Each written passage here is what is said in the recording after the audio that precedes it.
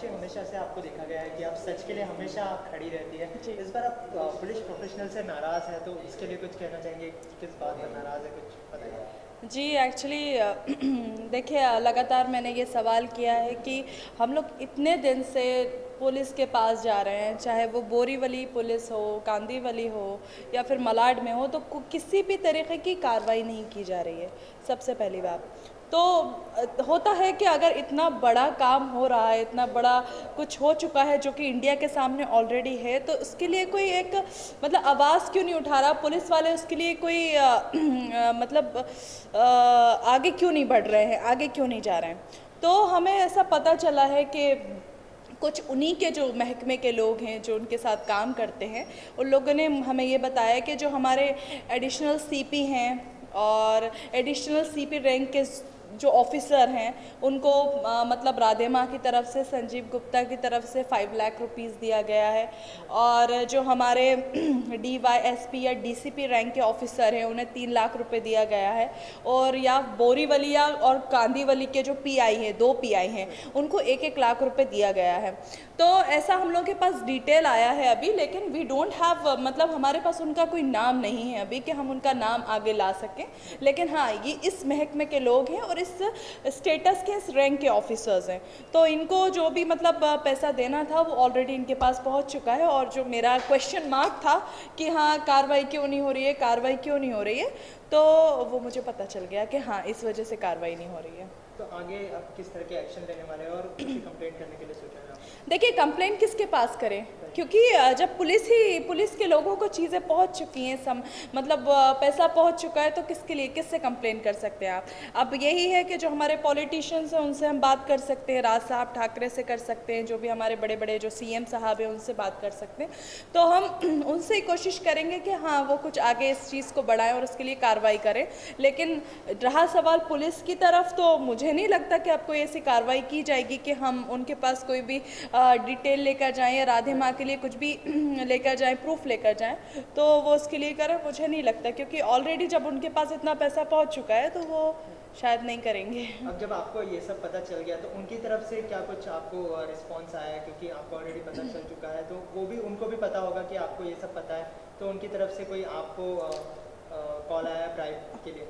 नहीं, अभी देखिए, ब्राइब के लिए कॉलिंग तो बहुत हुए हैं, लेकिन हम लोगों ने हमेशा उसको डिनाई किया है, क्योंकि बिकॉज हम लोग नहीं चाहते कि वो लोग हमें किसी भी बात को हाँ या ना को, या हमारे कुछ भी सवाल को उल्टा दिखाकर मीडिया के सामने पेश करते हैं और ये कहते हैं कि अर्शी खान ने मुझे घूसखोरी या ब्राइब के लिए डिमांड किया है, अर्शी खान मुझसे इतना पैसा चाहती है। तो हम लोगों ने इस चीज़ को शुरुआत से डिनाई किया है कि हमें पैसे की कोई नीड नहीं है, हम लोग को सिर्फ एक कार्रवाई चाहिए कि हमने अगर उनके ऊपर ये इल्ज़ामात लगाए हैं, अगर हमने उनके ऊपर सेक्स रैकेट का, ड्रग्स का, हवाला का जो भी किया है, अभी जैसे मैं जो एडिशनल CP रैंक के ऑफिसर्स हैं उनके लिए बोल रही हूँ, तो मतलब हम ये चाहते थे कि कार्रवाई हो आगे। मतलब इंडिया के सामने जो इतना बड़ा मुद्दा बना हुआ है उसका कुछ ना कुछ तो रिजल्ट निकलना चाहिए। अभी 2 महीना हो गया, कोई फाइनल डिसीजन नहीं निकल रहा है। पुलिस को ऑलरेडी हम लोगों ने, चाहे जोशी साहब हों, डॉली बिंद्रा हों, मैं हूँ, या बहुत सारे लोग हों जो कि उसके मतलब अगेंस्ट में, जिसके साथ उसने गलत बर्ताव किया है या फिर लोगों को वो गलत तरीक़े से डील करी है, तो आज तक कोई रिस्पांस मिला नहीं पुलिस की तरफ से। तो अब ये जो चीज़ हमें पता चली है, तो देखिए, मैं किसी से डरती तो नहीं हूँ, तो मुझे ज़रूरी है कि मीडिया के सामने मैं आकर बात बताऊँ कि हाँ ऐसा है। अगर ऐसा बताने से मुझे कुछ दिक्कत होती है तो फिर आप लोग हैं ही मेरे साथ, आई नो वेरी वेल। अच्छा, आगे जो मिनिस्टर्स है उनको क्या मैसेज देना चाहेंगे हमारे थ्रू? देखिए, मैं जो भी हमारे CM साहब हैं, राज साहब ठाकरे हैं और बहुत सारे जितने भी पॉलिटिशियंस हैं, मैं उनसे सिर्फ इतना ही कहना चाहती हूँ कि हमने जो काम किया है, जो लोगों के सामने लाए हैं, उनको कम से कम उसका एक डिसीजन निकलवा दें फाइनल, चाहे येस में निकलवा दें चाहे नो में निकलवा दें, क्योंकि अब हमारे पास भी इतना वक्त नहीं है कि हम इसी के पीछे आगे पीछे भागते रहें। क्योंकि मेरी भी शूटिंग्स रहती है, मुझे भी भाग कर आना पड़ता है लगातार, क्योंकि जब मैंने इतने बड़े बड़े एलिगेशंस ऑलरेडी लगा के रखे हैं तो मेरा हक बनता है कि मैं उसके लिए बोलूँ, मैं पीछे नहीं हट सकती फिर, क्योंकि मैंने जब आगे आके सब सारी चीज़ें बोली है, दुनिया के सामने रखा है, तो मेरा मतलब फ़र्ज़ है कि मैं लोगों के सामने उस चीज़ को और आगे लेकर आऊँ, ना कि मैं अवॉइड करूँ, नहीं I don't have time right now and all. तो मुझे भी भाग कर आना पड़ता है, लगातार ये सवालात के जवाब देना पड़ते हैं, मीडिया के सामने बैठना पड़ता है, क्योंकि जब आप इतनी चीज़ें ला देते हैं दुनिया के सामने तो आपका फ़र्ज़ है कि आप उसको और आगे लेकर जाएँ और उसके फाइनल डिसीजन तक लाएँ। देखिए, जब मैं शुरू में आई थी तो लोगों का ये कहना था कि Arshia Khan she is coming only for TRP and all, तो लेकिन अब ऐसा नहीं, अब मुद्दा पूरा कोर्ट की तरफ हो गया, लीगल इशू बन गया। तो अब न सिर्फ पॉलिटिशियंस जो हमारे हैं, मैं उनसे ये कहना चाहती हूँ कि अब कुछ टाइम देकर इसका फाइनल डिसीजन निकलवा दें, और चाहे येस हो नो हो, आहर पार कर दें, that's it. Thank you so thank much.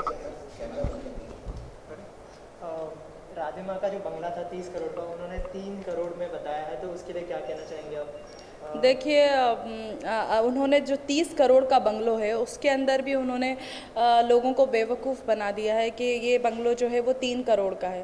तो मुझे एक चीज़ समझ में नहीं आती कि इतने लोग देख रहे हैं, कुछ लोगों के पास अगर एक्शन लेना होता है या अगर आप उसके अगेंस्ट होते हैं तो 1 मिनट के अंदर एक्शन लिया जाता है, लेकिन राधे माँ 30 करोड़ के बंगले को 3 करोड़ का शो कर रही है सिर्फ टैक्स रिटर्न के लिए कि हाँ मुझे इतना टैक्स भरना पड़ेगा। तो सामने है, लाजमी है कि 30 करोड़ की चीज़ जो वहाँ पर रहती है वो 3 करोड़ में कैसे मिल सकती है। हो सकता है उसके पीछे भी उसने उसको मोहित कर लिया हो, या फिर कुछ भी उसका जो भी ब्लैक मैजिक का जो काम है, जो भी है वो टेवर वो किया हो, लेकिन पूरा तरीक़े से उसने बेवकूफ़ बनाया है, इनकम टैक्स डिपार्टमेंट को भी बेवकूफ़ बनाया है। और उसका जो 24 साल का लड़का है, आप ये बताइए, आपकी उम्र भी 24-25 होगी, आपके पास 3 करोड़ आ सकते हैं क्या इतनी उम्र के अंदर? नहीं आ सकते। तो उनके 24 साल का लड़का है और उसके पास 3 करोड़ कैसे आ चुके हैं? उनके पास जो है वो 8 लाख का प्रॉपर्टी था, उन्होंने 2 करोड़ हो गया है उनका प्रॉपर्टी, तो उसके लिए क्या कहना चाहेंगे? देखिए, आज से 2 महीने पहले जब निक्की गुप्ता का केस हुआ था, इट्स अ डॉरी केस जो उनका हुआ था, तो उस वक्त इन्होंने एक इंटरव्यू दिया था, उसमें ये बोला था कि मेरे पास सिर्फ 8 से 10 लाख की संपत्ति है।